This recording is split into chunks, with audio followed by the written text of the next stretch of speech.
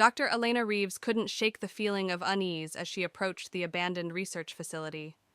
The dilapidated building loomed before her, its windows dark and uninviting. As the lead investigator for the government's paranormal research division, she had seen her fair share of strange and unsettling sights. But something about this place made her skin crawl. The facility, once a cutting-edge acoustics research center, had been shut down abruptly 5 years ago. The official story cited budget cuts, but the whispers among those in the know spoke of experiments gone horribly wrong.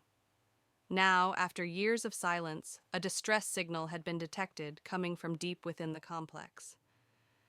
Elena checked her equipment one last time before signaling to her team. Remember, we're here to investigate and retrieve any survivors. Stay alert and maintain radio contact at all times. The heavy metal door groaned in protest as they forced it open. The air inside was stale and thick with dust. Their flashlights cut through the darkness, revealing overturned furniture and scattered papers. It looked as if everyone had left in a hurry. As they moved deeper into the facility, Elena noticed something odd. The walls seemed to absorb their footsteps, creating an unnatural silence. Even their breathing seemed muffled, as if the very air was dampening sound.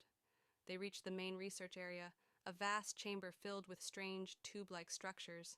At the center stood a massive spherical room, the echo chamber itself. Elena's unease grew as she noticed faint scratches around the chamber's sealed door. "Dr. Reeves," her assistant Tom called out. "I've found something." He held up a weathered journal, its pages filled with frantic scribbles. Elena flipped through it, her eyes widening as she read, "Day 73. The resonance is perfect. We've created a chamber that can amplify and sustain sound indefinitely. But there's something else, something we didn't anticipate. Day 89. The sounds, they're changing, evolving. It's as if the chamber is alive."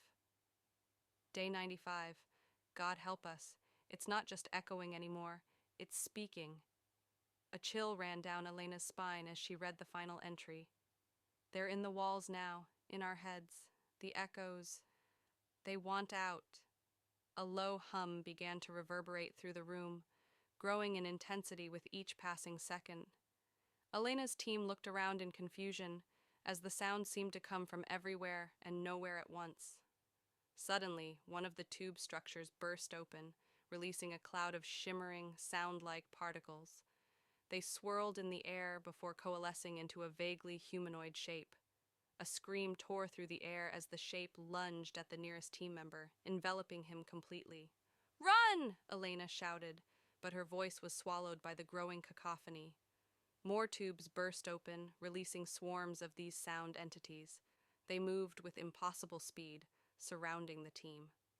Elena watched in horror as one by one her colleagues were consumed, their bodies dissolving into pure sound waves.